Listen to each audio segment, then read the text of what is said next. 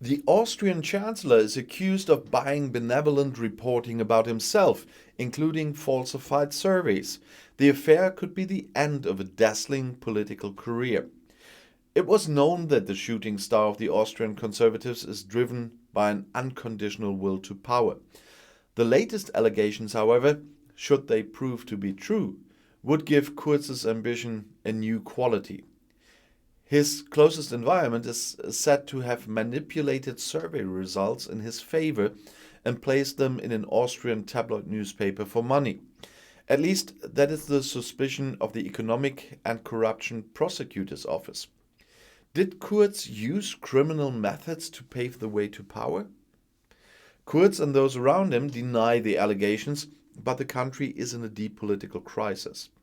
But what is it exactly about? The Austrian Chancellor Sebastian Kurz was staying at the EU summit in Slovenia when the bomb exploded in Vienna. Raids at several locations, including individual offices of two ministries and the headquarters of Kurz's party, the Austrian conservative ÖVP. Investigators secured data carriers, servers, cell phones, and laptops.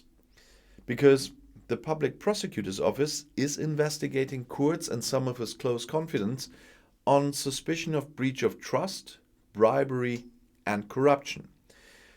The affair is about the suspicion that surveys that were useful for Kurz's career were financed by bogus invoices from taxpayers' money and published in newspapers of the media group Austria. In return, the Ministry of Finance is said to have placed and paid for lucrative advertisements in the paper. More than 1 million euros are said to have flowed there.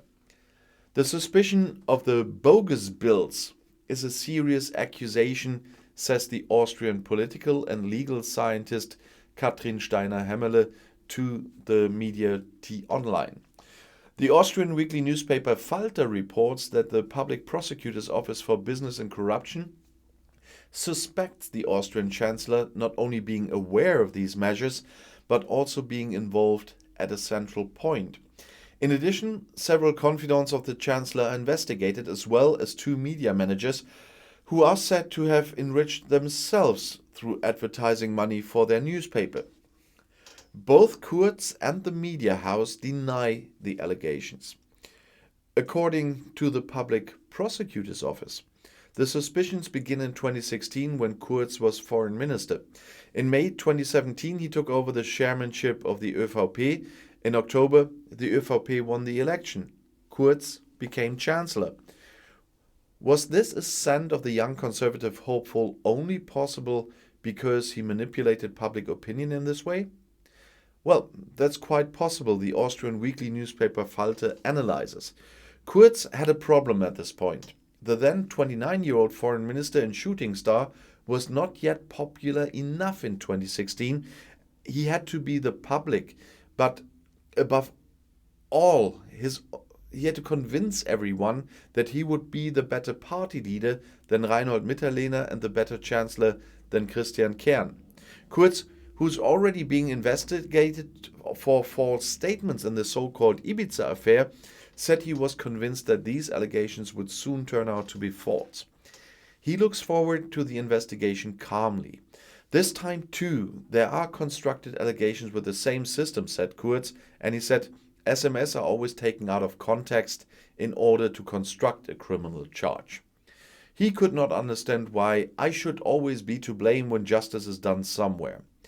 No, injustice, probably.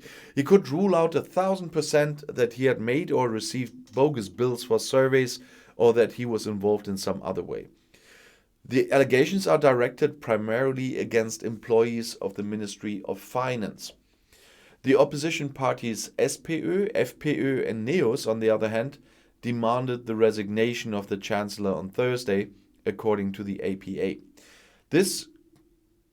He could no longer exercise his office without harming Austria, said SPÖ leader Pamela Rendi-Wagner. FPÖ boss Herbert Kickl called Kurz intolerable, and NEOS boss Beate Meinl-Reisinger called the Chancellor incapacitated. They gave the head of government an ultimatum until Tuesday to resign, according to the Austrian Kronen newspaper. Of course he will remain Chancellor, the ÖVP boss told ORF, that's Austrian television, on Wednesday evening. But how dangerous can this affair be for the Chancellor? The main question now is whether Sebastian Kurz can prove this influence on the processes, says the Austrian political and legal scientist Katrin Steiner-Hemmele in her interview with T-Online. Under criminal law, she had doubts as to whether this evidence could be used. Politically, however, the situation looks different. In the party, there could now be discussions about his personality. In public, the party seems to have backed him so far. On Thursday, the heads of the ÖVP organizations from all 9 federal states explicitly supported him. We assume that the criminally relevant allegations will turn out to be false and will be cleared up, they shared. In the current situation in particular, it is definitely crucial for our country that we continue to have a stable federal government headed by Chancellor Sebastian Kurz, they said. But the political advisor Thomas Hofer assumes that the powerful sovereign princes of the ÖVP are thinking about personal alternatives to Kurz. It can now easily grow into the endgame, said Hofer. In addition, it depends on how the Greens behave now, according to political scientist Steiner-Hemmele, because these, together with the ÖVP, form the Austrian government. The Greens will, of course, now have to decide whether to continue the coalition, said Steiner-Hemmele. From there, the political pressure on the Chancellor increases. While the coalition partner was cautious on Wednesday, it sounds different on Thursday. Against this background, the Chancellor's ability to act is called into question, said Greens Chief and Vice Chancellor Werner Kogler, according to the APA. And we have to work together to ensure stability and clarification, and that is why I would like to advise on how to proceed across parties. There are currently no charges against Chancellor Kurz. Nevertheless, the situation could remain dangerous, not only politically, but also legally. The evidence seized in the course of the house searches would now be viewed and evaluated according to the responsible public prosecutor. And I'll see you in my next video. Bis gleich.